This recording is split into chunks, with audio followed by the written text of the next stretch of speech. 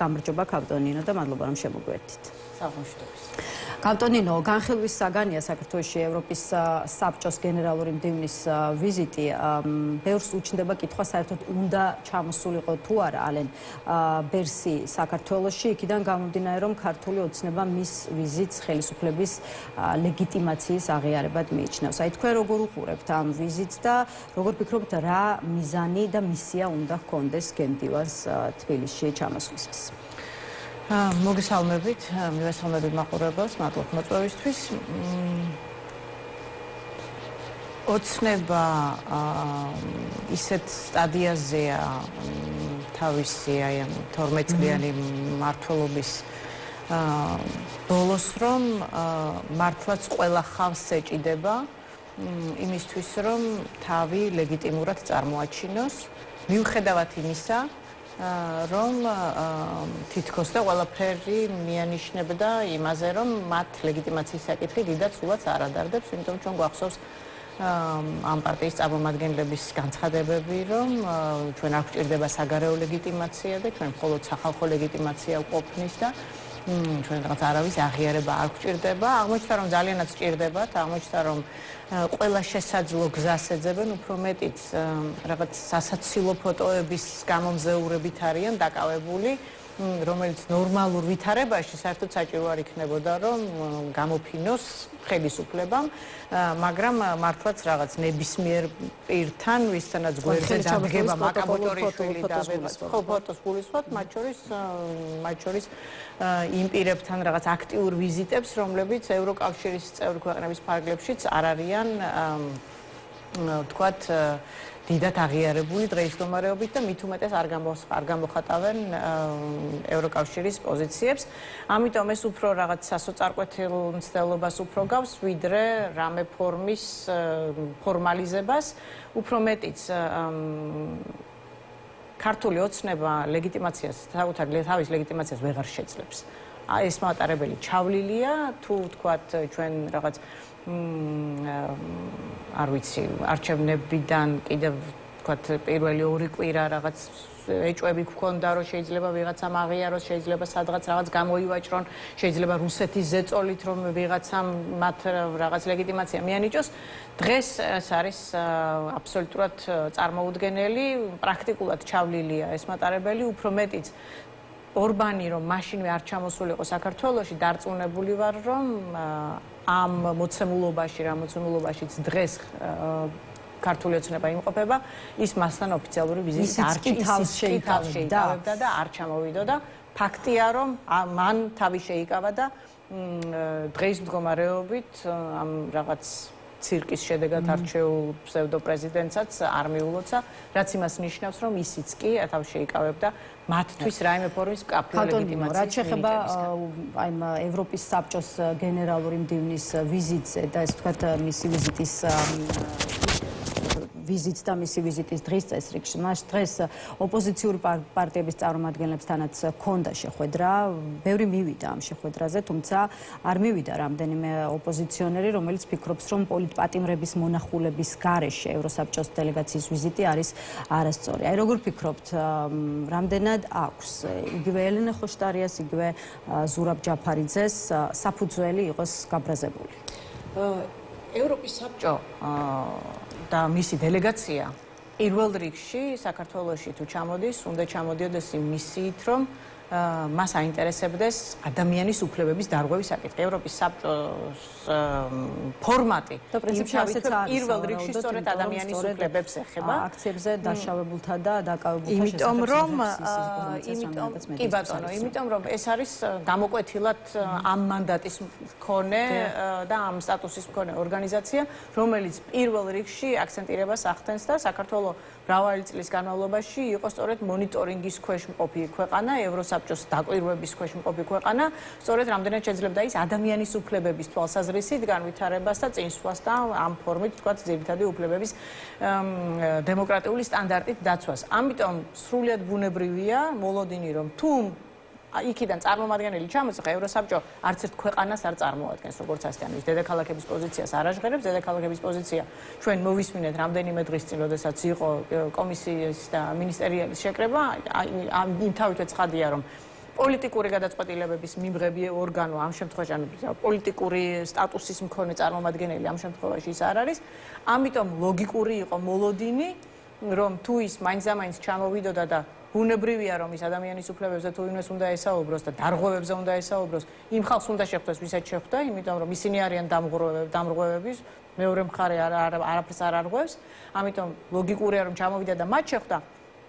მაგრამ მეც ვიზიარებ იმ სულისკვეთებას, რომ პირველ რიგში უნდა სწორედ დაზარალებულები მოენახულებინა, მათ შორის ის პატიმრები, რომლებიც წარმოუდგენელ ისტორიებს ყვებიან, ალბათ ყველა მასშტაბის დარღვევას გადააჭარბეს და მათივე სახალხო დამცველიც კი, რომელიც ძალიან საეჭვო მანდატის მქონეა რბილად რომ ვისაუბროთ, მათივე სახალხო დამცველი საუბრობს იმაზე, რომ დარღვევები იყო სისტემატური და ქონდა დაждის ხასიათი. ან ეს ნიშნავს იმას, რომ მას პირველ რიგში სახელმძღვანელოდ სწორედ ასეთი განცხადებები უნდა აეღო და ამიტომ ვიზიარებ, რომ ახლა შეიძლება სადამკვირვებლო ორგანიზაციების წარმომადგენლები მაინც უნდა შეხვედროდნენ მათ, მაგრამ პოლიტიკურ პირებს ამის ვალდებულება არ აქვს და მათ ალენ ბერსის ვიზიტზე საუბრისას აუცილებლად უნდა შევეხოთ აუდიენციას ბიძინა ივანიშვილთან. თქვენი აზრით რა სათქმელით მივიდა გემდივანი ქართული ოცნების საპატიო თავმჯდომარესთან და მეორე მხრივ რატომ დათანხმდა თვითონ ივანიშვილი ამ აუდიენციას? აი ოპოზიციაში სხვათა შორის ხას უსვამენ, რომ ივანიშვილი როგორც წესი არავის ხვდება და ის რომ აი გემდივანთან აუდიენცია შედგა მიანიშნებს იმას, რომ ქართული ოცნება არის იმაზე, ასე ვთქვათ, რთული კრიზისის წინაშე, ვიდრე აი 12 წლის განმავლობაში და ამას თვითონ ბიძინა ივანიშვილიც აცნობიერებს. აი თქვენ რა დაგანახათ ივანიშვილთან აუდიენცია? ივანიშვილთან შეხვედრა რომ მოითხოვა მეტყველებს იმაზე, რომ ამით კიდევ ერთხელ ხაზგასმა მოხდა იმისი, რომ ევროპაში არავის ეჭვი არ ეპარება იმაში, რომ მთელი ამ პროცესების უკან სწორედ ივანიშვილი დგას, რომ ინსტრუქციებს ივანიშვილი გასცემს, მათ შორის ძალადობის შესახებ ინსტრუქციებს, ძალის გამოყენების შესახებ ინსტრუქციებს მშვიდობიანი დემონსტრანტების წინააღმდეგ ივანიშვილი გასცემს, ამიტომ ეს ამ ნაბიჯით კიდევ ერთხელ მკაფიოდ ითქვა, რომ ნუ გექნებათ ილუზია, რომ ჩვენ რამე ფორმით ვიღაც მხოლოდ შუამავლებზე გადავატარებთ ყურადღებას და ივანიშვილს არაფერი შეეხება. ის რომ ივანიშვილი დათანხმდა ამ შეხვედრას, ცალსახად მეტყველებს იმაზე, რომ მას იმის ფუფუნება არ აქვს, რომ ამ შეხვედრებზე უარი თქვას.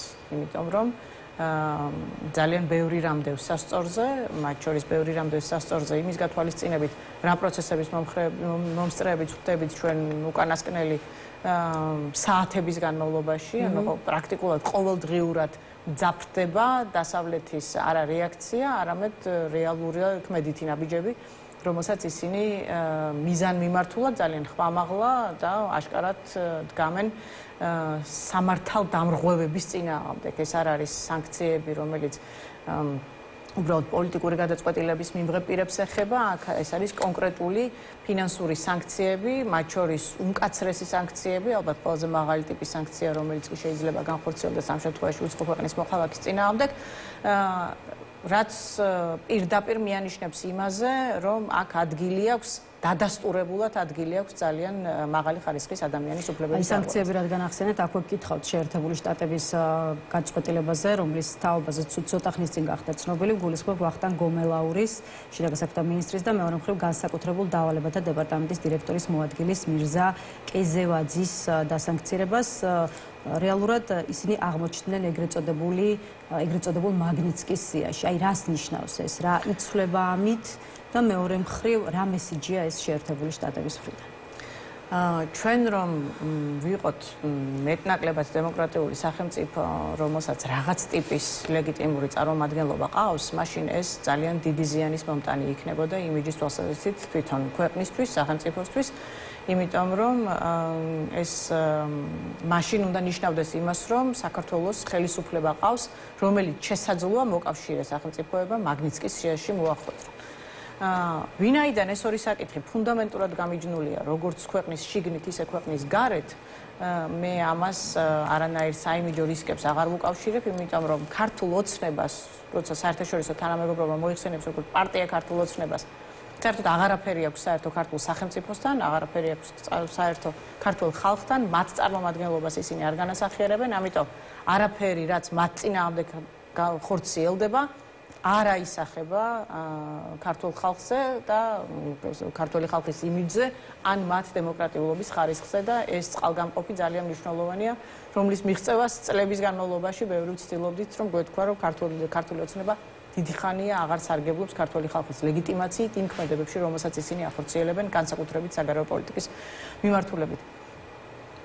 ამავდროულად ეს არის ძალიან მკაფიო გზავნილი, რომ ჩვენი მოკავშირე სახელმწიფოები უკანა დახევას არ აპირებენ და რაც თავარია არ გაჩერდებიან, არ უფრთხიან არანაირი ტიპის თანამდებობას, სტატუსს. აი როგორ ფიქრობთ, რატომ არ მიდის სანქციები უშუალოდ ბიძინა ივანიშვილამდე, მაშინ როდესაც საუბარია, რომ აი ის არის ყველა გადაწყვეტილების მიღები პირი ქვეყანაში და ხო არაფორმალური მართველი, რომლის ხელშია ყველა სახელმწიფო სტრუქტურა. იმიტომ რომ სანქციები სხვადასხვა ტიპის არსებობს და ეს კონკრეტული სანქციები, რომელიც უშუალოდ კონკრეტულ სამართალდამღებების წინააღმდეგ მიემართება, ეხება მათ, ვინც უშუალოდ იმპლემენტატორი ან უშუალოდ ახორციელებს კონკრეტულ სამართალდამღებას და ამ შემთხვევაში ძალიან უხეშ და მიზანმიმართულ გადაცდომას მშვიდობიანი დემონსტრანტების წინააღმდეგ და მათ შორის დარღვევის უხეშ ფორმებს იყენებს დაპატიმრებულების წინააღმდეგ და ასევე აღიარებს, რომ უკანონოდ არიან ეს ადამიანები დაპატიმრებული. ივანიშვილის წინააღმდეგ უნდა განხორციელდეს პოლიტიკური მიზანშეწონილობის სანქციები, მაგრამ ეს წინსწრები ნაბიჯი იმიტომ არის, რომ ეს სანქციები პირველ რიგში ახლა არა ცალკეულად ივანიშვილის წინააღმდეგ არის მიმართული, არამედ მათ შორის მშვიდობიანი დემონსტრანტების სასარგებლოდ არის გადადგმული ნაბიჯია, იმიტომ რომ იმ ადამიანებს, რომლებიც სიცივეში, თოვლში, ქარში, წვიმაში, ქუჩაში დგანან და იცავენ თავის დემოკრატიას, იმ საკუთარი სიცოცხლის და ჯანმრთელობის რისკის ფასად, ეს არის გზავნილი მათ სასარგებლოდ, რომ თქვენ შეგიძლიათ წყნარად გააგრძელოთ თქვენი ბრძოლა, იმიტომ რომ თქვენი მეგობრები გვერდში გიდგანან და ის რომ და ივანიშვილი საბოლოო ჯამში განყენებული ფიგურა ხო არ არის ის კონკრეტულ ძალადობრივ სისტემაზე დგას, ანუ სისტემაზე, რომელიც შედგება ძალადობისგან, კორუფციისგან და უკანონო ფულისგან. ეს არის ის ფუნდამენტი, რომელიც მას უმყარებს საფუძველს. ეს ფუნდამენტი თუ მას გამოეშიგნა, მაშინ თავისთავად ცხადია, რომ ივანიშვილი დამოუკიდებლად არანაირ ფიგურას არ წარმოადგენს. გადავიდეთ, მოდით ევროპარლამენტზე, რომელმაც საქართველოს საკითხზე ჯერ დებატები გამართა, შემდეგ უკვე საქართველოს პრეზიდენტს დაუთმო საკუთარი ტრიბუნა, უშუალოდ სალომე ზურაბიშვილის გამოსვლას რაც შეეხება ევროპარლამენტში, სხვა შორის ქართულ ოცნებაში ფიქრობენ, რომ პრეზიდენტის პერფორმანსი ჩაუვარდა, ვინაიდან მის გამოსვლას მართული პარტიის შეფასებით მხოლოდ რამდენიმე ათეული დეპუტატი ესწრებოდა. ითქვა ისიც, რომ სალომე ზურაბიშვილს ევროპარლამენტში ჩაწერილი ტაში დაახვედრეს. აი თქვენ რა სიტყვით, როგორი საქართველო დაანახა გუშინ სალომე ზურაბიშვილმა ევროპარლამენტის წევრებს? თვითონ ის ფაქტი, რომ იქ ძალიან სწრაფად დაიგეგმა საქართველოს პრეზიდენტის ვიზიტი, მეტყველებს იმაზე, რომ ეს საკითხი არა მხოლოდ აქტუალურია, არამედ ევროპის დედაქალაქის ყურადღების ცენტრშია. ვაი, რასა იუკნევით შენ თქვა, რომ ერთ დღეში შეიტანეს დღის წესრიგში ცვლილებები, რაც არის იშვიათი. ცხადია, იმიტომ რომ ასეთ ვიზიტებს ხანგრძლივი დაგეგმარება შეიძლება ხოლმე, მაგრამ ეს მიანიშნებს იმაზე, რომ არა მხოლოდ საკითხის урგენტულობაზე, არამედ იმაზე, რომ ძალიან დიდი ყურადღება არსებობს საქართველოსთან მიმართებით და ეს საკითხი ამ შემთხვევაში ვიზიტის სასარგებლოდ გადაწყდა და ახლა ჩვენ როგორც არ უნდა მე ალბათ საქართველოს მოსახლეობის იმ ნაწილს განვეკუთვნები, არ ვიცი რომ მცირესობაა ეს თუ არა, მაგრამ იმ ნაწილს განვეკუთვნები, რომელიც განსაკუთრებულად კრიტიკულია სალომე ზურაბიშვილის მიმართ, მთელი ამ წლების განმავლობაში რიგი გარემოებების გამო, მისი გამონათქვამების, მისი ქმედებების, მისი ხანგრძლივი პოლიტიკის გამო, მათ შორის იმის გამო, რომ ის იყო ძალიან პრინციპული, რჩეული სწორედ ივანიშვილის და ქართული ოცნების. იმასთან მთელი რიგი პრეტენზიები მაქვს დღევანდელი პოლიტიკის ჩათვლით, მაგრამ ჩვენ ახლა როგორც არ უნდა შევფუთოთ ეს, მისი თავად ვიზიტი, მათ შორის გამოსვლა, იქ იყო არა მხოლოდ შტამბეჭდავი, არამედ ძალიან დიდი ეფექტის მქონე. პრეზიდენტის გამოსვლას იმ თავითვე გარდა სიმბოლურისა, ამაზე მეტი დატვირთვა ვერ ექნება, მაგრამ ყველა პოლიტიკური გზავნილი იყო ძალიან მკაფიო და ყველა პოლიტიკური გზავნილი შეიცავდა როგორ თქვა, ყველა პოლიტიკური გზავნილი იყო ძალიან კონკრეტული საქართველოსა და ევროკავშირს შორის, რაც უნდა გაეგო ევროპარლამენტს და რაც უნდა გაეგო საქართველოში მოსახლეობას, რომელიც საკუთარი უფლებებისთვის იბრძვის. ამიტომ ყველა თვალსაზრისით მისი ვიზიტი იყო არამხოლოდ დადებითი, არამედ ეფექტიანიც და ამ შემთხვევაში ოცნების წარმომადგენლების გამოხმაურებაც იმას მოწმობს, რომ საკმაოდ ტკივნეულია მათთვის ამ პროცესებისთვის თვალყურის ზევნება, იმიტომ რომ მათ წინააღმდეგ მიმართულია ეს ნაბიჯები, ანუ მათ ეს ტკივათ, პირველი იმიტომ რომ მათი არჩევანი მათი რჩეულია და მეორე იმიტომ რომ რადიკალურად ეწინააღმდეგება მათ პოლიტიკას დღეის მდგომარეობით, როგორც ეს გამოიყურება საერთაშორისო ასპარეზზე. ზურაბიშვილის განცხადებებს თუ შეუძლია და ესე ვთქვათ გამოსვლას, რომლითაც ის წარდგა ევროპარლამენტის წინაშე პარტნიორებზე გაწყვეტილების პარტნიორებზე გავლენის მოხდენა მით უფრო რომ არ ვიცი ხა კი ბატონო ისმის განცხადებები რომ ახალი პრეზიდენტის არჩევა ეს არის არალეგიტიმური პროცესი, მაგრამ მეორე მხრივ ქართული ოცნების მხრიდან ისმის განცხადებები რომ სალომე ზურაბიშვილი მიდის რამდენიმე დღეში უნდა თუ არა ეს მას ამას არ აქვს მნიშვნელობა პირველი იმიტომ რომ ის ოფიციალური სტატუსის მქონე პირია და მეორე იმიტომ რომ ბოლო პერიოდის განმავლობაში თუ ვინმეს აქვს საერთაშორისო წონა ამ შემთხვევაში არის სალომე ზურაბიშვილი ბევრად მეტად ვიდრე ეს მაგალითად ოპოზიციურ ფლანგზე არის შესაძლებელი მიუხედავად იმისა რომ ვთქვათ ვისურვებდი რომ გაერთიანებულ ოპოზიციას ყავდეს ვთქვათ განმახმოვანებელი რომელიც იმავე ეფექტურობით ისარგებლებდა მაგრამ ამ შემთხვევაში თუ ვინმეს შესწევს ძალა და უნარი რომ ახლა ჩვენ საერთაშორისო პარტნიორებზე მეტი გავლენა მოახდინოს და ქართველი ხალხის სათქმელი მიიტანოს, მაშინ ეს დღეის მდგომარეობით რაოდენ პარადოქსულიც არ უნდა იყოს, არის სწორედ სალომე ზურაბიშვილი. აი სალომე ზურაბიშვილს სხვა შორის არ მორიდებია ევროპელი პარტნიორების კრიტიკა, არ მორიდებია სალომე ზურაბიშვილი ევროპელი პარტნიორების კრიტიკასაც, მიუხედავად იმისა, რომ იქ იყო მასპინძელი. ერთ-ერთი კითხვა, რომელიც პრეზიდენტმა გამოსვლის დროს დასვა, იყო შემდეგი: დააჩქარებთ ხელისუფლების გადაცემის პროცესს ტრანზიციას თუ ამის გახანგრძლივებას მთელი ზამთრის განმავლობაში დაუშვებთ. ქართველები სიმტკიცეს არ დაკარგავენ, მაგრამ ველით რომ ევროპა ინიციატივას გამოიჩენს და ღირებულებებს ერთად დავიცავთ. აი ევროპის გააქტიურებას და ინიციატივის ხელში აღებას თუ ველოდებით პირადად თქვენ ესეც მინდა გითხრათ. ეს ყველას გვესმის რომ არ არის მარტივი ბრძოლა იმის გათვალისწინებით რომ ის ბრძოლა რომელიც დღეს საქართველოს დედაქალაქში მიმდინარეობს და ყველა ქალაქში მიმდინარეობს საქართველოსი არის დაფუძნებული ძალიან უთანასწორო რესურსებზე. ერთ ხარეს არის ქართველი ხალხი, რომელიც ცარიელი ხელით იბრძვის საკუთარი დემოკრატიისთვის და საკუთარი ქვეყნის დამოუკიდებლობისთვის. მეორე მხარეს არის უკანონო, მაგრამ კბილებამდე აღჭურვილი ძალა, რომლის ხელში არის რეალური ძალა. ანუ უპირისპირდება ძალოვანი სტრუქტურები და ძალიან მკაცრი და კარგად გაკონტროლებული ვერტიკალი, მათ შორის ძალიან ეფექტური დეзинფორმაციის კამპანიით უზრუნველყოფილი, ხო, დეзинფორმაციული მედია საშუალებებით უზრუნველყოფილი. ამიტომ ძალთა ბალანსი აბსოლუტურად დისპროპორციულია. ჩვენ მეორე მხარეს ვთქვათ, ხალხის მხარესაც რომ იყოს ისეთივე ან თუნდაც მეტნაკლებად თანაზომადი ძალა, მაშინ ჩვენ ასე ძალიან არ დაგვჭირდებოდა საერთაშორისო თანამეგობრობის მხარდაჭერა, მაგრამ ჩვენი პარტნიორების აქტიური მხარდაჭერა, განცხადებების მიღმა, ქმედებებით, იმიტომ გვჭირდება, რომ ამან უნდა ერთის მხრივ დაასუსტოს ქართული ოცნების ძალა, რომელიც მას ფიზიკურად ხელთ უყრია და გააძლიეროს ის მხარე, რომელიც შიშველი ხელებით, მაგრამ მართალი სიტყვით იბრძვის. ამაში მდგომარეობს პირველ რიგში ჩვენი ევროპელი კოლეგების მხარდაჭერა იმის გათვალისწინებითაც, რომ გვესმის ყველას, რომ ევროპას შეზღუდული რესურსი აქვს განსხვავებით ამერიკის შეერთებული შტატებისგან, განსხვავებით მაგალითად დიდი ბრიტანეთისგან, ვისაც შეუძლია პირდაპირ სამხრივი სანქციები შემოიღოს.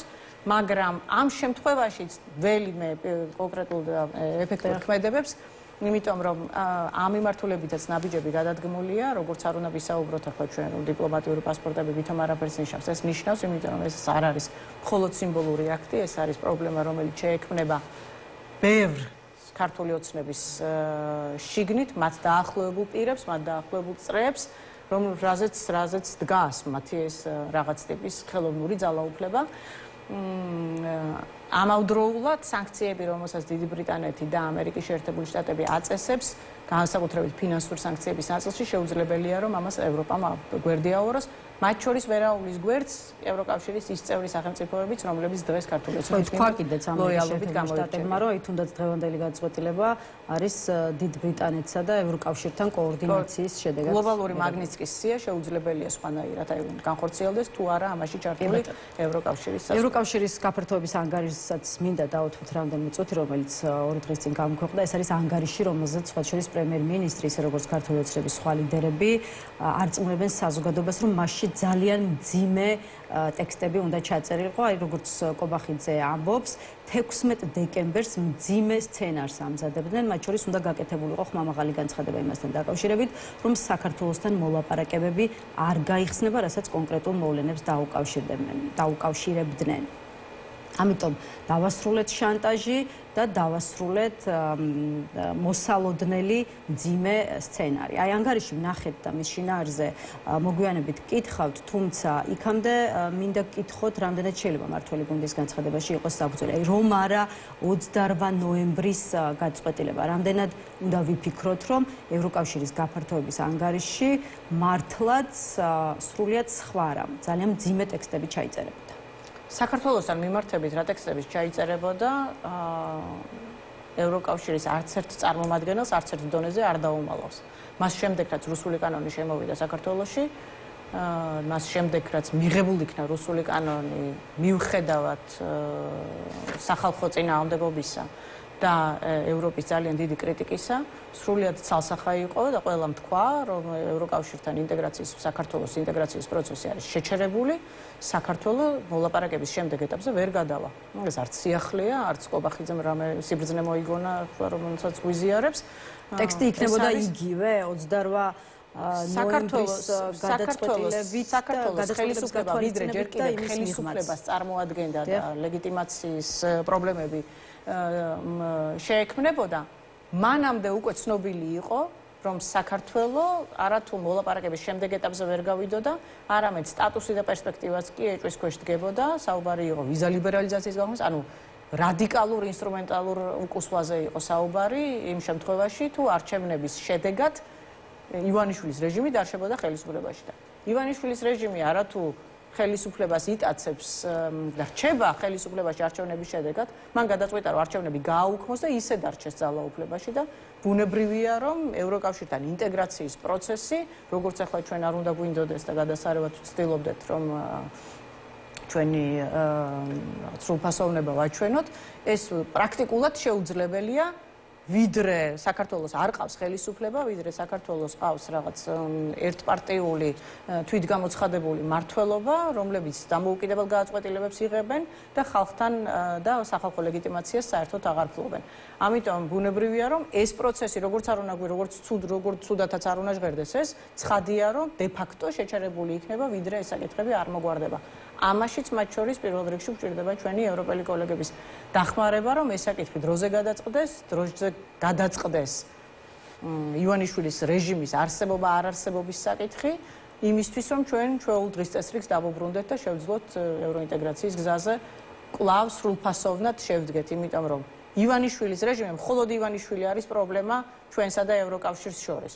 როგორც კი მოშორდება ივანიშვილის ეს რგოლი, მაშინ საქართველო იმ წუთასვე დაუბრუნდება იმ სტატუს-კვოს, რომელიც მას ჰქონდა რუსული კანონის მიღებამდე, ანუ ჩვეულებრივად გადავა მოლაპარაკების გზაზე, გეოპოლიტიკური მონაცემები იგივე რჩება, უფრო მწვავედაც დგას დღის წესრიგში, იმის გათვალისწინებით, რომ რუსეთმა პრაქტიკულად ვერც ერთი სხვა ქვეყნის თავის ორბიტაზე შენარჩუნება ვერ შეძლო, რომელსაც ევროკავშირის ქვეყნებში ის არ ღვევდა და მათ შორის ახლა მოლდოვა და უკრაინაც პრაქტიკულად გამოეცლება კონტროლის სფეროდან, თქვათ ასე, ომისგან დამოუკიდებლად, როგორც წარიმართება ის, მაგრამ ის ოფიციალური კიევის გაკონტროლებას ვეღარ შეძლებს. მოლდოვაში მისი საკითხი პრაქტიკულად პოლიტიკურად გადაწყვეტილია.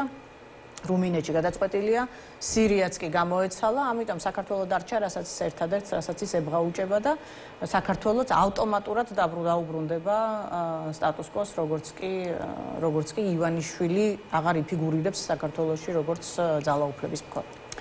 რამდენიმე ქვეყანა ჩამოთვალეთ, რომლის დასახელების გამოც ირაკლი კობახიძე გახდა კრიტიკის ობიექტი, გულისხმობ იტალიას, ესპანეთს და რუმინეთს, სოციალურ ქსელ X-ზე, როგორც ცრუ ინფორმაცია ისე მოინიშნა, ხო, მისი განცხადება იმის თაობაზე, რომ ეს სამი ქვეყანა საქართველოს ხელისუფლების წინააღმდეგ სასანქციო ზომების შემოღებას ეწინააღმდეგება. აი, თავად კობახიძე ამბობს, რომ ამ ინფორმაციის გავრცელებისას დაეყრდნო ერთი მხრივ კაია კალას და მეორე მხრივ რიკარდ იოზვიაკს, რომელიც ბრიუსელში არის რადიო თავისუფლების კორესპონდენტი.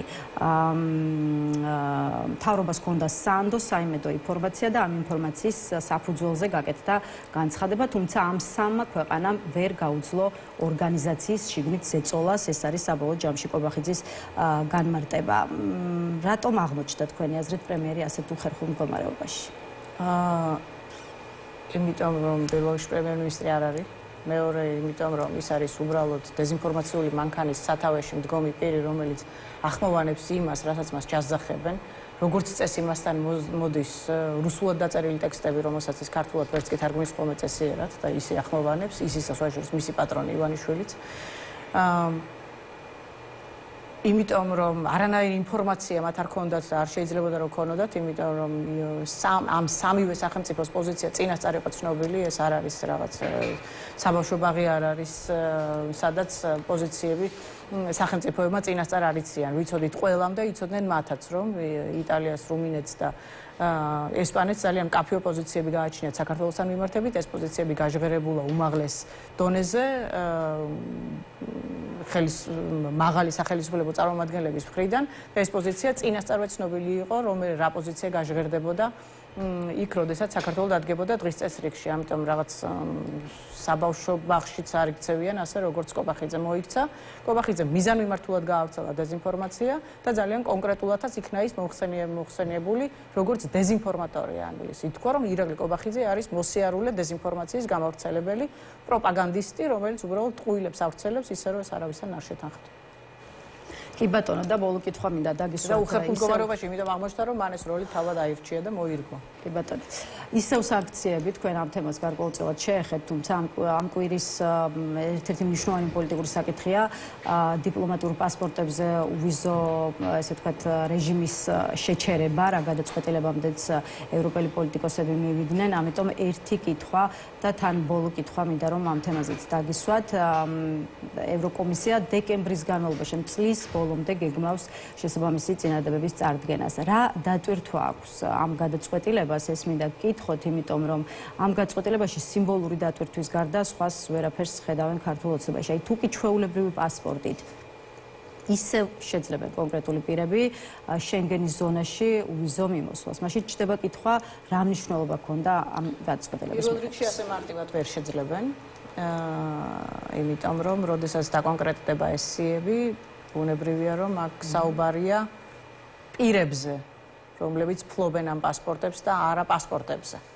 ამიტომ ეს არის საერთო ბაზა, სადაც მათი სახელები და გვარები შევა და შესაბამისად მათზე გავრცელდება შეზღუდვები, ამიტომ ყოველ ჯერზე, როდესაც ასეთი პასპორტის მქონე პირი მოინდომებს, რომ ევროპაში გაემგზავროს, მას მოუწევს იმ აზრით გამგზავრება, რომ შესაძლოა უკან გამოაბრუნწულონ და მოაბრუნონ საზღვარზე უკან. ეს ერთი. მეორე, სიმბოლური დატვირთვის მიღმა დიპლომატიური და სამსახურებრივი პასპორტი გულისხმობს იმას, რომ შენ იმ ქვეყანაში ხარ მიღებული პირი. ამიტომ გაქვს დიპლომატიური პასპორტი, ამიტომ ენიჭება მას შესაბამისი სტატუსი და აკრედიტაცია, რომ შენ შეგიძლია შენ ახორციელებ იქ სამსახურებრივ უფლებამოსილებას. ეს ამ პასპორტების მიღებაზე უარი ნიშნავს იმას, რომ ისინი საერთოდ აღარ აღიარებენ ამ პასპორტის ფლობელებს, როგორც სათანადო პირებს. ანუ ისინი სამსახურებრივი ვიზიტით რომ მიემგზავრებიან, მიმღები ქვეყანა ამას ასე არ მიიჩნევს. ის არ მიიჩნევს, რომ ისინი იქ სამუშაოდ არიან ჩასული, იმიტომ რომ არავის არ წარმოადგენენ, არაფერს არ წარმოადგენენ და არ არიან ლეგიტიმური ორგანოების წარმომადგენლები. ამას ნიშნავს ეს განაცხადი და არა მხოლოდ იმას, რომ ახლა ვიღაცას აუკრძალონ მხოლოდ საზღვარზე გადასვლა. მაგრამ ეს ნიშნავს იმას, რომ ნებისმიერ პირს უყურებენ როგორც რიგით მოქალაქეს, რომელსაც არ აღიარებენ როგორც უწყებრივ წარმომადგენლობას. ძალიან დიდი მადლობა სტუმრობისთვის, დაგემშვიდობებით.